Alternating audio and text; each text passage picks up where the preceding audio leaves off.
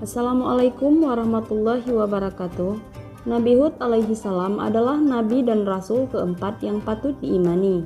Kisah Nabi Hud banyak terdapat di dalam Al-Quran. Nama Hud bahkan juga diabadikan dalam sebuah surah, yakni surah Hud, surah ke-11.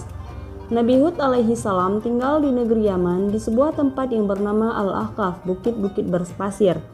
Di sana tinggal kaum Ad pertama yang nasab mereka sampai kepada Nabi Nuh. Mereka tinggal di rumah-rumah yang memiliki tiang-tiang yang besar sebagaimana difirmankan Allah Subhanahu wa taala, yaitu penduduk Iram, ibu kota tempat tinggal kaum Ad, yang mempunyai bangunan-bangunan yang tinggi yang belum pernah dibangun suatu kota seperti itu di negeri-negeri lain. Quran surah Al-Fajr ayat 7-8. Mereka juga membangun istana-istana dan benteng-benteng yang tinggi dan membanggakan diri dengan bangunan-bangunan itu. Hal ini sebagaimana difirmankan Allah Subhanahu wa taala, apakah kamu mendirikan pada tiap-tiap tanah tinggi bangunan untuk bermain-main atau bermewah-mewah, dan kamu membuat benteng-benteng dengan maksud agar kamu kekal di dunia? Quran surah Asy-Syu'ara 128-129. Mereka juga memiliki peradaban yang tinggi. Mereka unggul dalam bidang pertanian karena melimpahnya air yang segar kepada mereka. Di samping mereka memiliki harta dan binatang ternak yang banyak, tempat mereka ketika itu menjadi ladang yang subur dan hijau, penuh dengan kebun-kebun yang indah dan mata air. Allah Subhanahu wa taala juga mengaruniakan kepada mereka bentuk fisik yang berbeda dengan yang lain. Badan mereka tinggi dan kuat. Apabila mereka berperang atau menyerang suatu kaum, maka mereka akan dapat memenangkan peperangan itu dan serangan mereka begitu mengerikan. Hal ini sebagaimana firman Allah Ta'ala menyebutkan perkataan Nabi Hud kepada mereka. Dan apabila kamu menyiksa, maka kamu menyiksa sebagai orang-orang yang kejam dan bengis. Maka bertakwalah kepada Allah dan taatlah kepadaku. Dan bertakwalah kepada Allah yang telah menganugerahkan kepadamu apa yang kamu ketahui. Dia telah menganugerahkan kepadamu binatang-binatang ternak dan anak-anak dan kebun-kebun dan mata air. Quran surah Asy-Syu'ara ayat 130-134.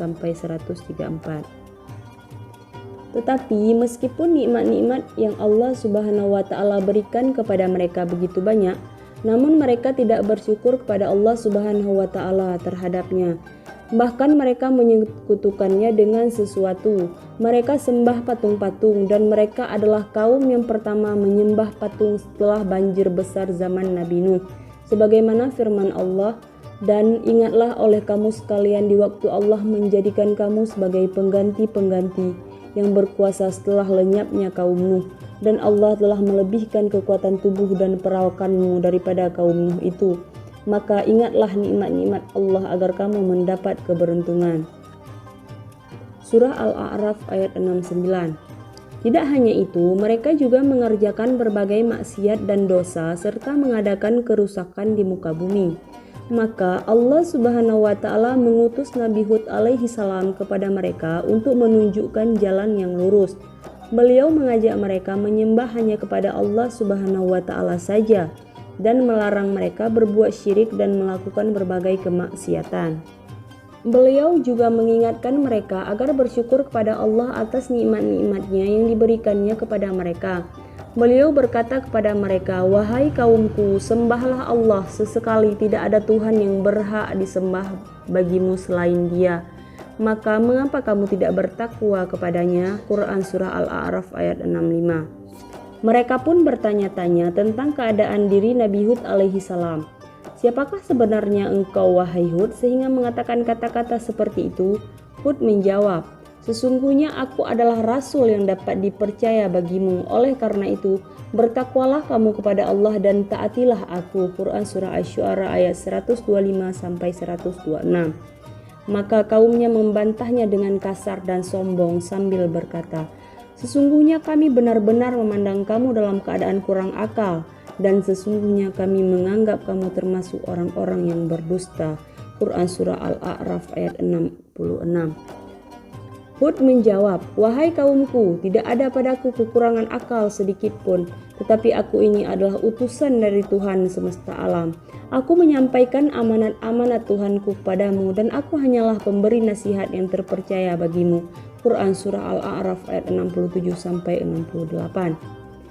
Kaumnya pun semakin sombong. Di samping menolak dengan keras beribadah kepada Allah Subhanahu wa Ta'ala, mereka berkata kepada Nabi Hud alaihi salam, "Wahai Hud, kamu tidak mendatangkan kepada kami suatu bukti yang nyata, dan kami sekali-kali tidak akan meninggalkan sembahan-sembahan kami karena perkataanmu, dan kami sekali-kali tidak akan mempercayai kamu.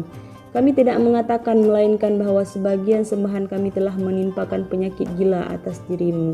Quran Surat Hud ayat 53-54. Meskipun begitu, Nabi Hud alaihi salam tetap bersabar dan mengajak mereka untuk mengikuti kebenaran. Beliau mengingatkan mereka agar nikmat-nikmat Allah kepada mereka dengan harapan mereka mau bertaubat kepada Allah Subhanahu wa Ta'ala dan meminta ampunan kepadanya. Beliau berkata kepada mereka, "Dan bertakwalah kepada Allah yang telah menganugerahkan kepadamu apa yang kamu ketahui. Dia telah menganugerahkan kepadamu binatang-binatang ternak dan anak-anak dan kebun-kebun dan mata air." Quran Surah Asy-Syu'ara ayat 131-134. Beliau juga berkata, "Wahai kaumku, mohonlah ampun kepada Tuhanmu lalu bertaubatlah kepadanya.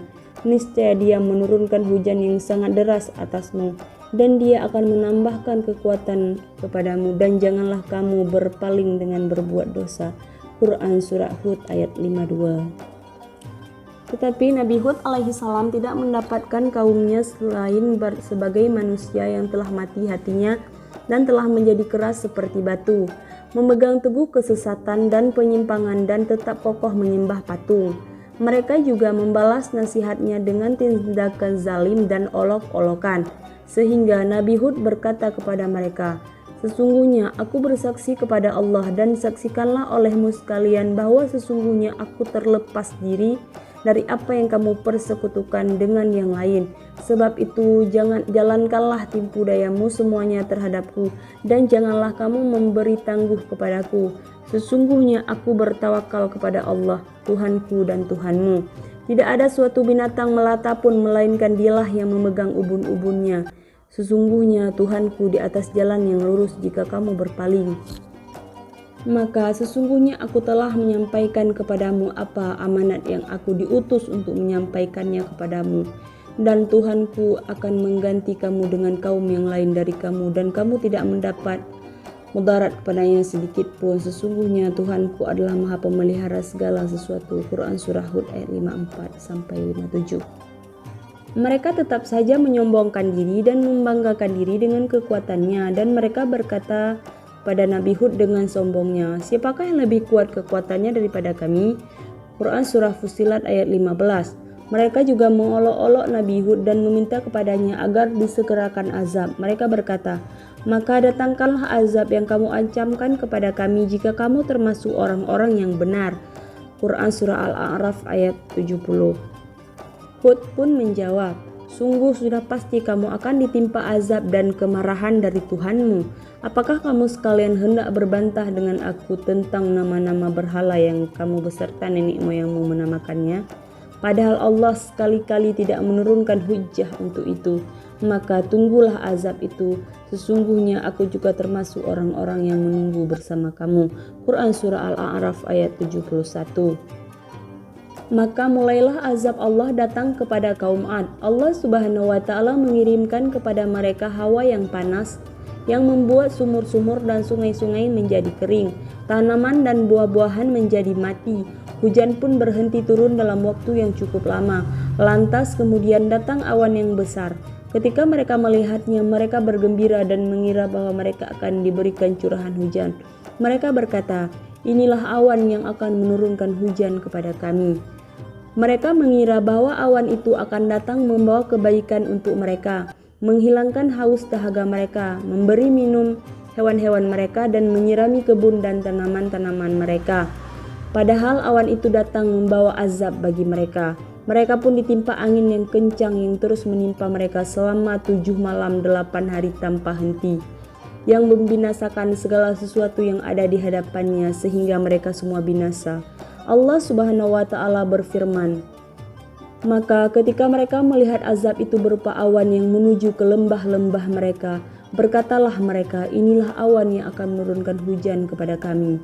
Bukan, bahkan itulah azab yang kamu minta agar datang dengan segera, yaitu angin yang mengandung azab yang pedih.